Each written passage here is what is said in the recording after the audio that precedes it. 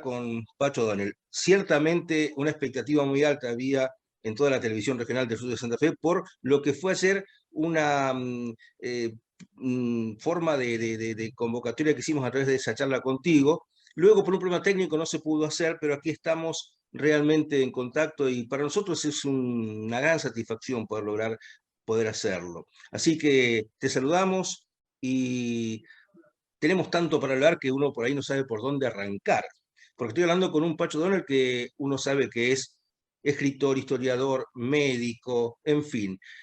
Pero a mí se me ocurre, para abrir este diálogo, hablar del Pacho Donner que hoy está dando mensajes muy útiles en torno a lo que es la vejez saludable. Tiempos de pandemia, tiempos duros, tiempos difíciles, y qué bueno encontrar ese tipo de mensajes. Por cierto, me gustaría empezar para que puedas darnos cuenta de eso que ha sido en vos un cambio de actitud en la vida. Creo que ese mensaje es muy útil en estos tiempos. ¿Puede ser? ¿Cómo no? Desde ya te agradezco mucho la invitación y he encontrado el rato para estar juntos porque realmente era una noche muy complicada, pero realmente he encontrado el rato para estar y para mí es un honor. Bueno, no, sí, es un tema interesante, es un tema que yo tengo 80 años, o sea que me cabe toda la reflexión sobre la vejez. A mí me gusta decir vejez, no le tengo miedo a la palabra vejez. Creo que el hecho de considerar que la palabra vejez no es una buena palabra es parte del viejismo, ¿no es cierto? Es parte del prejuicio que hay hacia las personas mayores. Por eso no tengo ningún problema en decir viejo o vieja, porque son palabras muy nobles. Y bueno, creo que es un problema grande. La pandemia ha puesto en superficie, digamos, muchos problemas de los años. Y efectivamente yo soy un convencido de que las viejas y los viejos nos tenemos que cuidar de no caer en la trampa del deterioro, de no caer en la trampa que de alguna manera nos impone la sociedad que vivimos, y es que vejez y deterioro son sinónimos.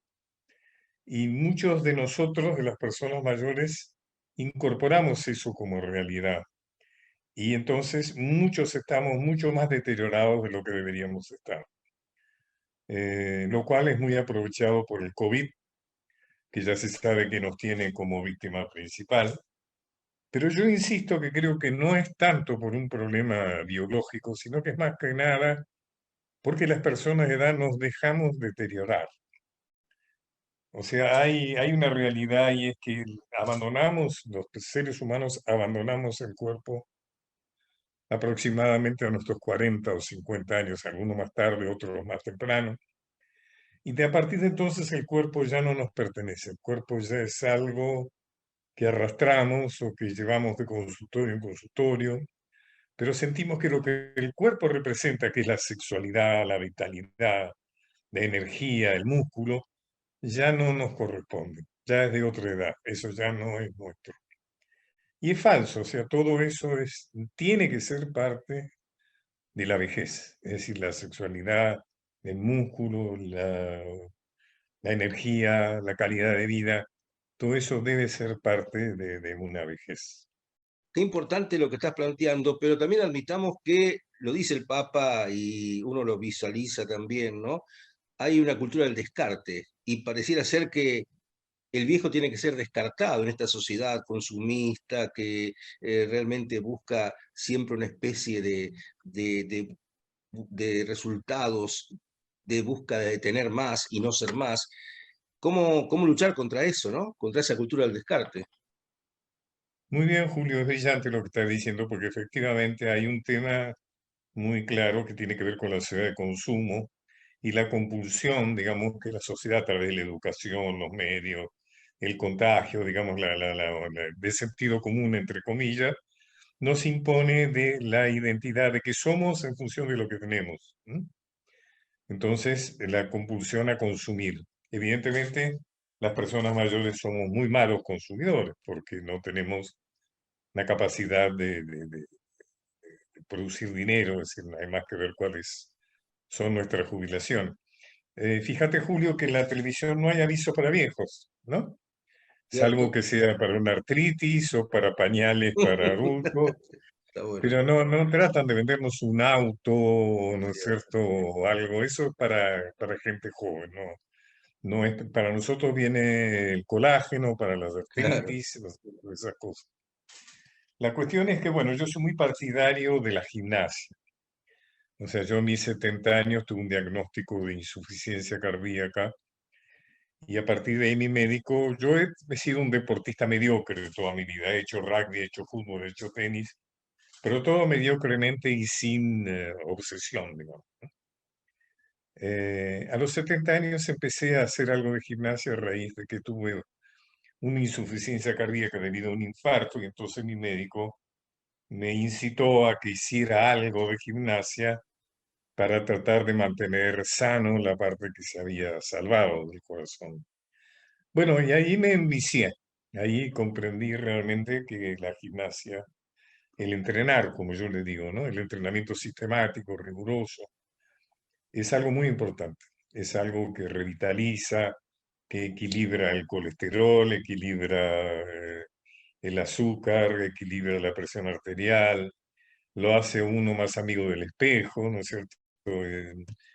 Se coloca mejor en la vida frente a los demás, eh, tiene todo eso que decíamos, pues ejerce la vitalidad, la energía. Bien. Así que yo, además, tiene mucho que ver con la salud, ¿no es cierto? Yo me contagié de COVID y lo tuve bastante suave, o sea, con algunos síntomas, pero muy suave. Y yo creo que tiene que ver con que aquellos que estamos en buena condición física, parece una redundancia, pero estamos en mejores condiciones de dar pelea. Una enfermedad es una pelea entre los anticuerpos y los bichos, digamos, ¿no? Mientras mejor condición, eso está científicamente comprobado, o sea que las personas que están en buen estado físico, de acuerdo a esa edad, tienen un sistema inmunológico Sí, mucho sí, más sí. elevado que las personas sedentarias. Es un antídoto contra las enfermedades mentales, cerebrales, contra el Alzheimer, o sea, es todo un beneficio. O sea, yo soy un gran incentivador del hecho de hacer trabajo físico, el que pueda, el que cada uno le gusta más, la bicicleta fija. Yo hago algunas recomendaciones, tratar de armar un gimnasio, un pequeño gimnasio, lo que se pueda, en la casa de uno. Es decir, incorporar la actividad física a lo cotidiano. O sea, si uno quiere ver el partido de Argentina-Colombia, bueno, verlo haciendo gimnasia, entrenando, haciendo la bicicleta fija. A mí me gusta trabajar más bien con fierros, digamos, dentro de lo que me permite mi edad y mi condición de salud. Pero creo que eso es una recomendación. eh, yo digo que habría que hacer recomendación, por ejemplo, en relación al COVID, es mantener la distancia, lavarse las manos, usar barbijo y mantenerse en el mejor estado físico posible. Qué bueno, Creo que eso sí. es una buena, tendría que ser una de las otra recomendación para combatir el COVID. Buenísimo todo lo que estás planteando. Uno podría seguir transitando este camino de valorización de la vejez, como te gusta decir, irnos hacia los griegos y encontrar en esa cultura lo que era el respeto enorme al anciano, ¿no? Y así en Claro, aquellas culturas se daba un valor que hoy de pronto no se tiene. Hay una involución en ese sentido. Habría que en ese punto sí volver al pasado. claro, el problema es que anteriormente la sabiduría era acumulativa. Mientras más vivías, más sabías porque te habías equivocado más o habías corregido los errores. Pero hoy un chico de 10 años, 12 años maneja mejor las redes que yo. Es decir, hay un conocimiento práctico que no está, digamos, para el cual el viejo no está bien habilitado. Y digamos, eso hace que parecería privilegiarse más esos conocimientos que la sabiduría de la edad, ¿no? Que sin duda es importante.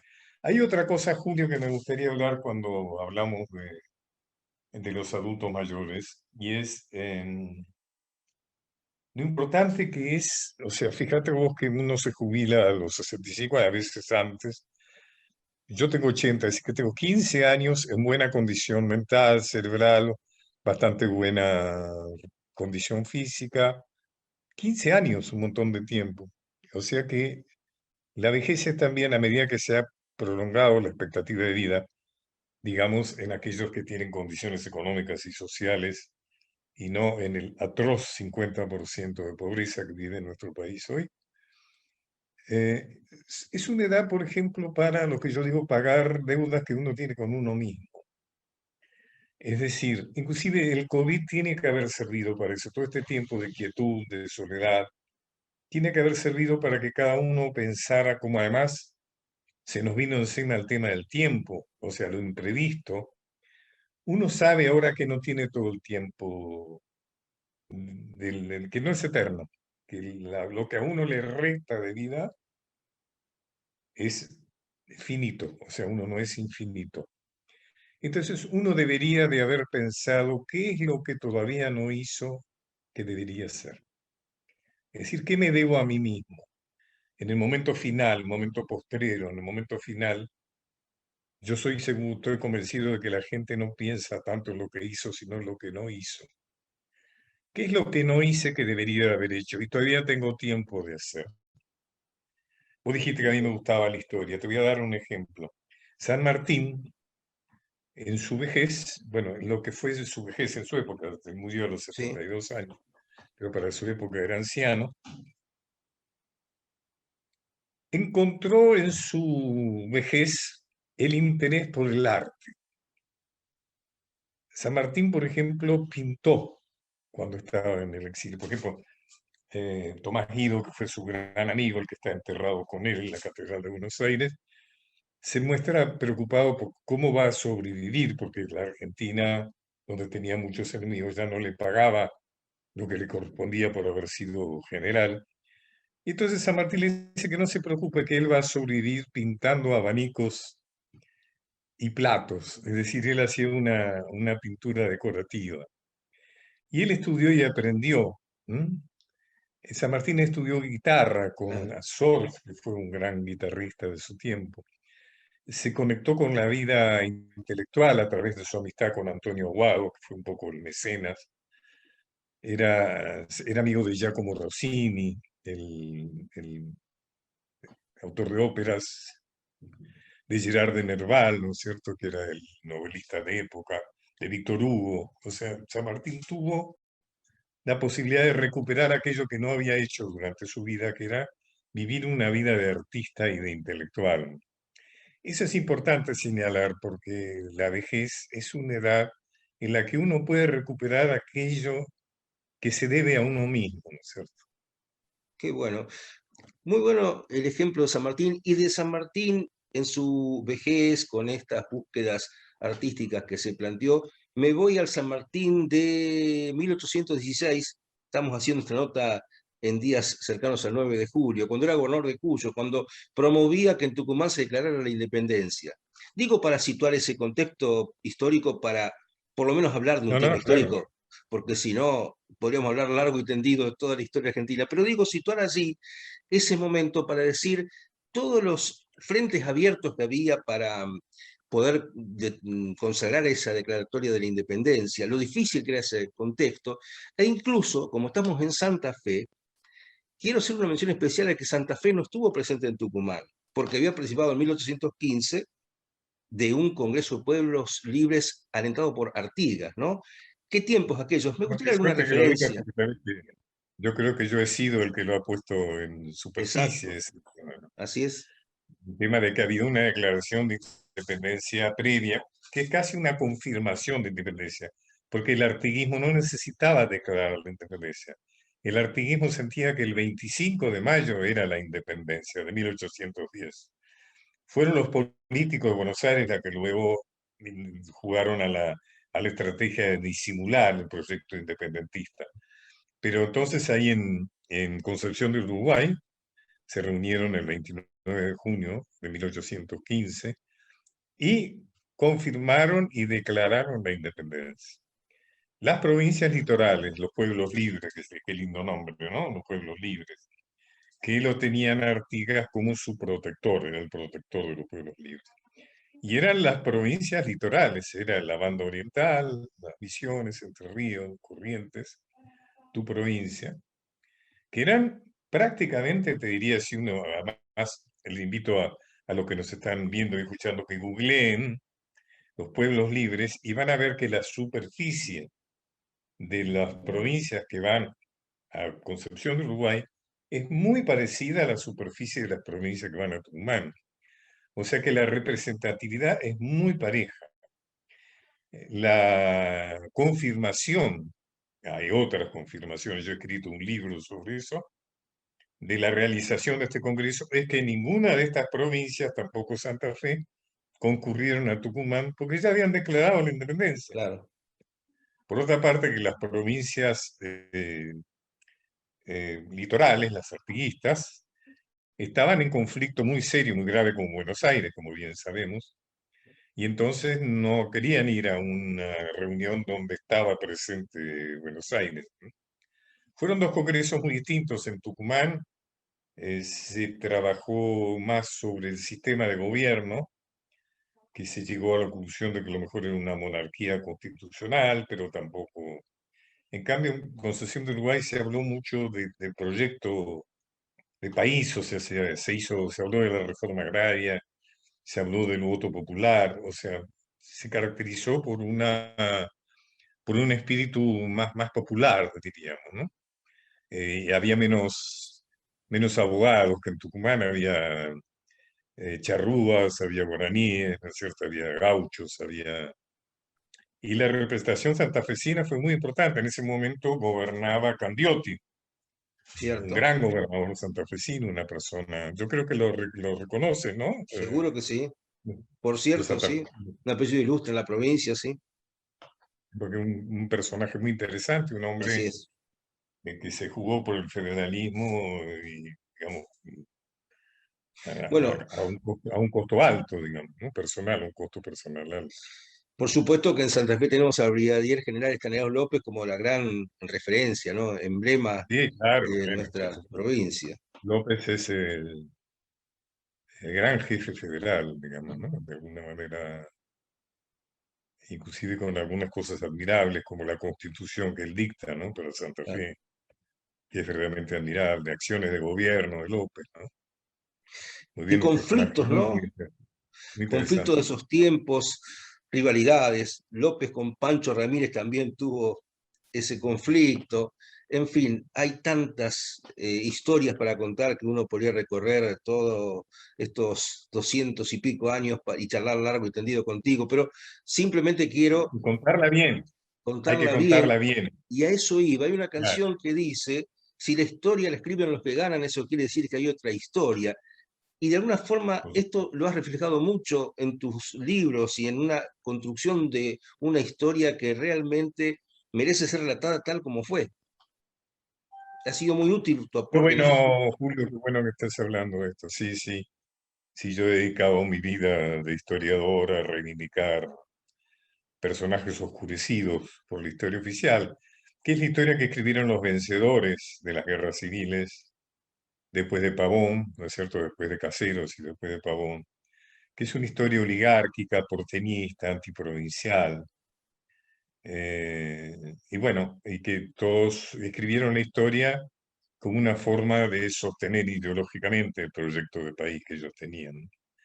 Por eso es importante revisar esa historia y oscurecer a algunos demasiado iluminados, iluminar a aquellos demasiado oscurecidos. Por ejemplo, López, acabas de nombrar un personaje. Fíjate vos que la ciudad de Buenos Aires, mira, te voy a contar algo muy Ujú. importante, no tiene una calle Estanislao López. Qué notable, ¿no? ¿Me escuchaste? Sí, la En verdad que Buenos es. Aires no hay ninguna calle Estanislao López. Un callejero que está, no faltan los traidores de la patria, no faltan los parientes Sí, sí, de sí. algunas autoridades, pero no hay calle Estanislao López. Como tampoco hay calle Francisco Ramírez, tampoco hay calle de Alejandro Heredia. Mirá vos, el odio, ¿cómo sigue hasta hoy? ¿No es cierto? Persiste.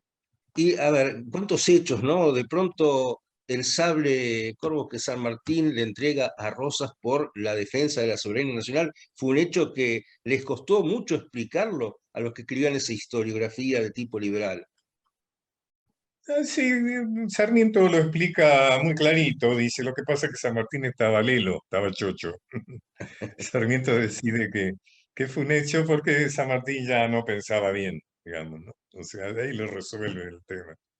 Sí, es un hecho maldito, es un hecho absolutamente que el campeón tenga tan excelente relación con el maldito de la historia, ¿no? Y efectivamente San Martín y Rosa fueron grandes aliados, hombres con muchos puntos en común, dos grandes patriotas cuando prácticamente no había patria, ¿no? Dos amantes del orden, dos personas muy interesantes, y además que con muchos gestos recíprocos, ¿no? ¿Cómo se ha reivindicado la figura de Martín Miguel de Güemes? Eso es un punto también, si se quiere, valioso a partir de estos aportes historiográficos que fuiste desarrollando vos y quizás otros también historiadores que fueron potenciando la figura de Güemes en todo su contexto, no un gaucho que hacía solamente incursiones defensivas u ofensivas. Hay todo un volumen político, de pensamiento, estratégico en un Güemes que por supuesto articuló con San Martín la defensa de nuestro territorio y soberanía, ¿no? Hay que recordar que Buenos Aires, cuando muere Güemes, lo festeja y dice, ha muerto el oprobioso Güemes, un cacique menos. Eso es la celebración que hace la Gaceta. Güemes debe ser recordado porque reivindicar a Güemes es reivindicar el federalismo. Si hablamos de tres grandes, son los tres feriados nacionales, digamos. San Martín, Belgrano, Güemes es el más federal de los tres. Y además es reivindicar al gaucho, la importancia que ha tenido el gauchaje en esta historia, ¿no? Güemes es un hombre que ha tardado mucho en reivindicarse. Los mismos salteños, que me disculpen los salteños, pero les ha costado mucho reivindicar a Güemes y todavía no lo han hecho del todo. Fíjate, Julio, que conoces Salta, viste que es en la ciudad de Salta, en la capital, en la plaza principal de Salta, la que está frente a la catedral, Sí, la plaza mayor de Salta, no está Güemes, cierto. está Arenales, que sin duda es un personaje interesante en nuestra historia, un colaborador de San Martín, un hombre, era español, pero el monumento a Güemes recién lo hicieron en el 31, 1931.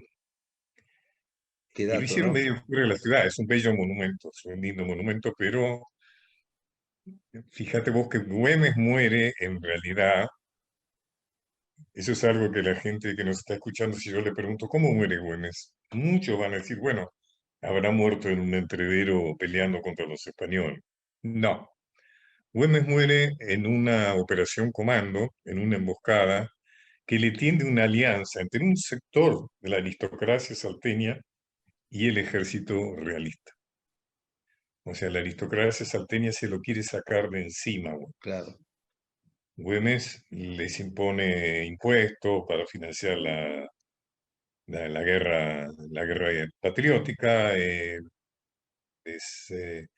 Además fue un hombre muy progresista, reivindicó los derechos de los indios, hizo una reforma, repartió las tierras incautadas a los españoles, los repartió entre la gente humilde.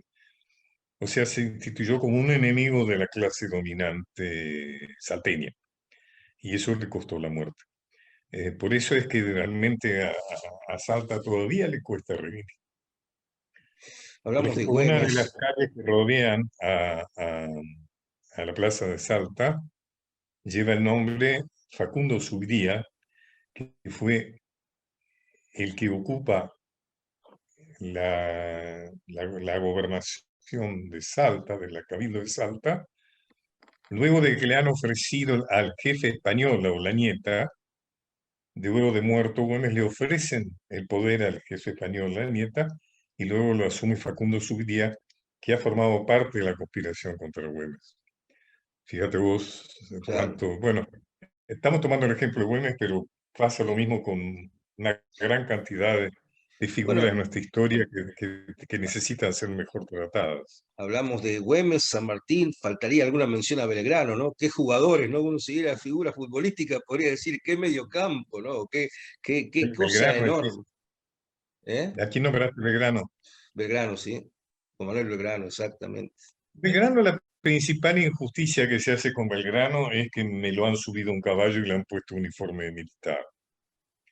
Belgrano fue un gran intelectual, un hombre formado en la Universidad de Salamanca, que si le preguntás a Belgrano, bueno, ¿cuál es su profesión? Hubiera dudado entre poner economista o educador. Fue las dos cosas, fue un economista muy avanzado y fue un educador extraordinario que se ocupó de educar a los labriegos cómo hacer para hacer rendir mejor su tierra. Fue el primero que propuso las escuelas populares gratuitas, donde también incluía a los afrodescendientes.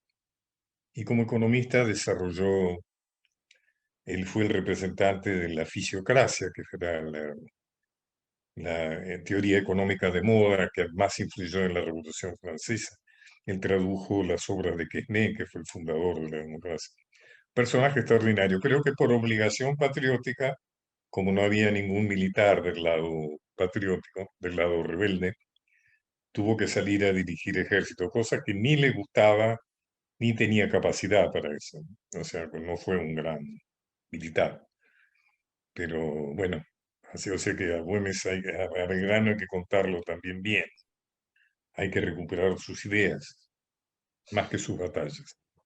Ya estamos realmente muy satisfechos por escucharte. Estas clases que nos estás dando de hechos de la historia realmente nos ilustran y por supuesto nos encantan poder compartirlas con toda nuestra audiencia que nos está mirando en este momento y escuchando también.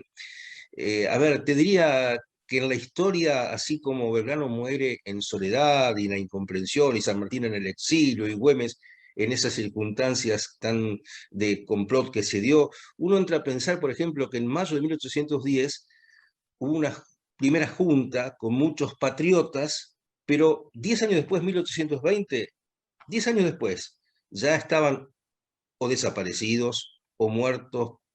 A ver, Castelli con un cáncer, pero en el oprobio algunos de ellos, cuestionados, acusados, incomprendidos. Digo, qué historia triste, si se quiere, con los hombres de Mayo. Moreno desaparecido. Bueno, en fin, qué paradojas de la historia, ¿no? Y cómo conviene ver toda la historia desde no solo lo que es la fotografía de ese momento de la Revolución de Mayo, sino lo que fue pasando después con cada uno de estos grandes personajes. Sí, este es un excelente comentario tuyo. Es así, también, digamos, la revolución fueron tiempos muy violentos en la Argentina. O sea, no, así como Brasil logra la independencia simplemente porque un emperador decide no volver a Portugal y decide ser emperador en Brasil, y entonces, digamos, la independencia de Brasil surge sin disparar un solo tiro, ¿no? La nuestra fue toda la historia de la guerra civil. Estás hablando de mayo, pero fíjate vos de julio, ya que estamos en julio. Sí, La historia de Narciso Laprida, Narciso Laprida, correcto. las historias trágicas. ¿Qué historia más trágica que la de Laprida? Laprida vuelve a San Juan, que es su provincia, que está sometida a la invasión de Quiroga por una parte, pero también de Aldao, que es el caudillo mendocino, eh, famoso por su crueldad. Laprida es apresado por Aldao, de alguna manera Laprida está comprometido con el unitarismo, y le dan una muerte terrible. O sea, a Laprida lo entierran vivo, le dejan la cabeza afuera y le pasan una tropilla de caballos por encima. Eso fue el final de Qué, Narciso Laprida. Fíjate vos, qué fue notable. no solo los de Mayo, sino también en los representantes en aquellos de los que participaron el 9 de julio, también muchos tuvieron. Algunos cambian, dicen que fue una muerte muy cruel, pero fue, según los que cuentan otra versión, es que Aldao lo cerró a cal y canto la puerta y la ventana de una habitación. Algunos dicen que fue una doble pared y lo dejaron ahí morir, sin alimentos, sin agua y demás. O sea, la idea era que se había decidido darle una muerte muy cruel a Narciso Ah, Laprida. sí se lo aplica. Después, si ¿Qué tomáramos datos, otros personajes, datos otro personaje, que no se han conocido, que de pronto a partir de una indagación en lo que es la profundidad de la historia van surgiendo, y en eso es muy loable lo que has hecho, Pacho. La verdad que hay que felicitarte por toda esa tarea investigativa que has hecho. Yo preguntaría, ¿cómo has desarrollado estas obras de investigación histórica tan vastas, tan profusas, y a la vez ser dramaturgo, ser médico psicoanalista, creo? En fin, no sé si, bueno, deportista mediocre decías, pero has hecho he tenido realmente un... cinco, he tenido 5 hijos, Sí, bueno, he tenido una vida difícil con exilio, con divorcio, con todo. correcto. Yo creo que Bueno, y fuiste, he vivido la vida muy pasionalmente. Y para mí es un gusto conversar con alguien que sabe de lo que habla, como vos, Julio. Me ha tocado muchas veces tener que conversar con alguien con el cual uno se da cuenta que no tiene idea de lo que estamos hablando. Ha sido un gusto, no te creas que es muy frecuente poder hablar bueno. con un Guimán como me ha pasado ahora. Así que muchas gracias y muchas gracias a tu ciudad y a tu provincia. ¿No? Las gracias son nuestras, realmente, con mucho afecto, con mucho reconocimiento. Te saludo en nombre de todo lo que es el sur de la provincia de Santa Fe y zonas aledañas. Ha sido un placer enorme poder contactarte y, por supuesto, desearte que sigas así, con esta plenitud y con estos mensajes que son tan valiosos. Gracias, Pacho. Volver a llamarme cuando quieras, cuando tengas Gracias. ganas. Hasta siempre. Chao.